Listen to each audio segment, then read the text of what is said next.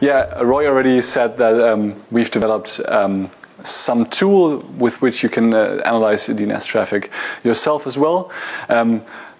Before that, it was rather complicated to run it yourself. Now we've developed Entrada 2.0, which makes it maybe easier for other people and for people with smaller DNS setups to do their own DNS analytics, especially now that you're very curious what is in your DNS traffic. Entrada is open source, so it's not a commercial tool, but it's open source and you can use it freely. But first of all, just a quick reminder, what was Entrada 1.0? So Entrada is this open source tool that handles large amounts of DNS traffic for you. It processes your PCAP data, and then converts it to Parquet, which is a data format which is used in Hadoop, and it enriches it as well, so you get information, for example, what the IP address from your resolver is, in which country it is, in which autonomous system it is, whether it's an IP address from Google or Cloudflare, for example. It then stores the data on a Hadoop cluster, and it provides some interfaces for data analysis. So you can hook up your Python scripts, for example, to do some processing there, but you can also do some dashboard with Grafana, for example, to get some insights into your DNS traffic.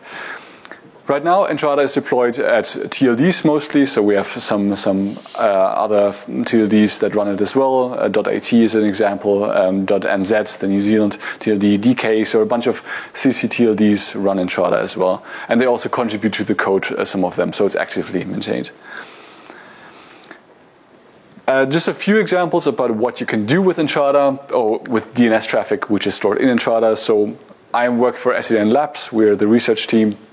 And we do research with the DNS traffic, and one of which is we looked at QNAM minimization, which is an extension to make DNS traffic a bit more private.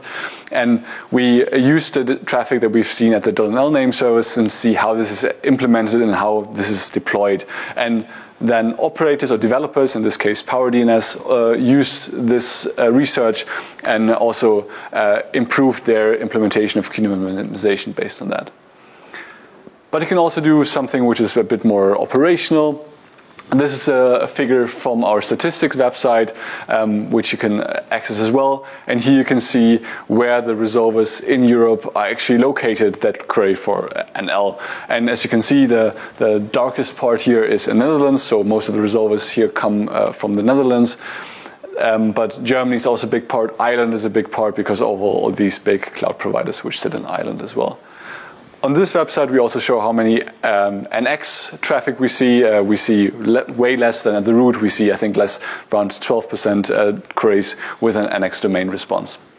So this is less trash at NL, at least.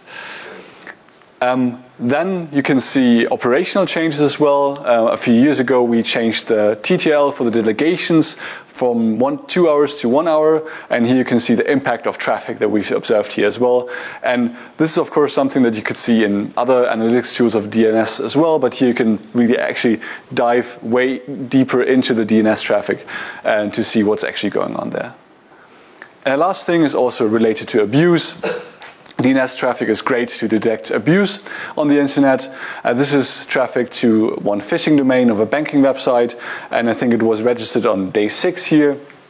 And suddenly on day 7 we see this massive increase in DNS queries to this domain name, which is a strong sign that this domain name is actually a phishing domain. And if you look at other information in the DNS as well, for example, where do the queries come from, at what time do the queries come from, you can correlate that and build actually a model to do detection of malicious domain names as well. And we do that internally as well. So some of the drawbacks of Entrada 1.0 were it runs on Hadoop, which is a great tool, but it requires quite some setup and maintenance to actually keep it running as well.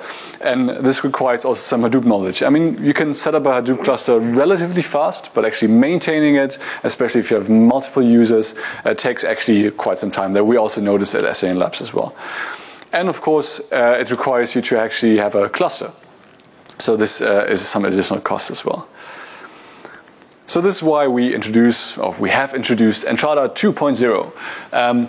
It has a bunch of new features. It has serverless DNS analytics, which means you can run it on someone else's computer. It supports multiple SQL query engines. So before that, you only had Impala to run queries and to extract data from the cluster. Now you can also use other query engines. It has a bunch of new features which might be interesting for operators as well. So the quality of service monitoring, which I will explain later in a bit. And it's easy to deploy because it's using Docker, so you can set it up quite easily as well.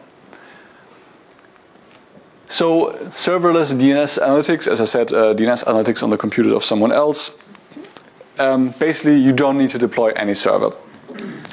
There's no hardware, network, and maintenance costs, and you only pay for the amount of data which is analyzed, which is very interesting if you don't have that crazy amount of DNS traffic, but still enough to actually run a cluster for that. This also has some caveats, and I will explain about that a bit later.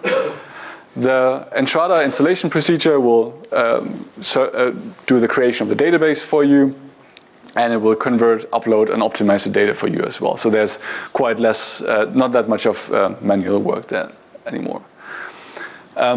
Someone else's computer right now is actually the computer of Amazon. And so right now, Entrada 2.0 can be run on your Hadoop cluster, so it also supports the new features there as well. But you can run it on Amazon as well. So you store you get the PCAP data, you convert the PCAP data to Parquet files, and the Parquet files are then stored on Amazon S3 storage. And then you can use the Athena SQL query engine to access the data. SQL query engine means that you can use the SQL syntax that you're used to already to query your database. And most of the queries that you would write for your normal Postgres MySQL database would work there as well. And the pricing is the interesting part. So storing data on the cloud is relatively cheap. Querying the data is a bit more expensive. So I think you pay $5 per terabyte of scanned data, which doesn't sound that much. We did the math for the NL traffic, and we figured out that it is actually more expensive than running your own cluster.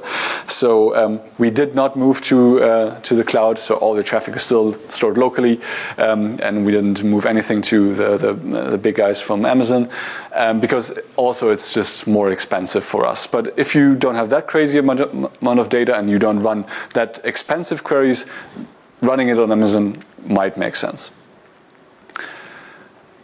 Now I also mentioned a new feature which we call quality of service monitoring. And we believe that if you want to understand the reliability and the quality of your service, you need to understand how your clients perceive your service as well. So, for example, you might want to know, are there issues with my uplink? Is there some congestion somewhere?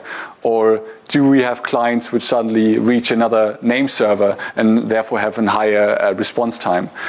Or are there maybe issues with my clients? So if my service is reliable on a few very important clients, then you might want to know whether these clients actually have a good performance when reaching your service, and might not want to notify them if they have troubles. So, of course, there are solutions for that already, but they often cost money. Things like ThousandEyes would be mentioned there. They also don't reflect your real user base, so how these systems usually work. You have probes deployed around the world, and they do then some measurements to your service, but you don't necessarily have probes in the network of your customers as well. And they often don't provide an easy-to-interpret interface. So if you would use RIPE Atlas, for example, or the stuff from Analog, then they don't have a nice interface, which is also a downside there as well. So what we basically do is we notice that we've seen from most of our clients queries from time to time using TCP. And from TCP, the handshake and the traffic itself, we can actually calculate the round-trip time of a client to our services. And with this measurement, we are able to cover 90% of our customers basically and get an understanding from how long is the round-trip time from their resolver to our name server and back, which is a very useful insight there as well. And before that, we mostly used ThousandEyes and RIPE Atlas to do these analysis, but this is quite additional interesting insight. With that, you can plot kind of confusing graphs, but basically what you see here is the round-trip time from the TCP handshakes from a bunch of 1,000 clients, And you can see that round trip time usually is under 10 milliseconds to our services, which is pretty good, we think. This is a very quick introduction to Entrada. If you want to read a bit more, we have an article on the blog post. This is also in English, if you don't understand Dutch. We have some documentation which explains a bit more how you set it up yourself. You can look into the source code. We didn't put any nasty stuff in there, but you can check yourself. And you can also contribute as well if you would like to. And we're very happy to merge your pull requests.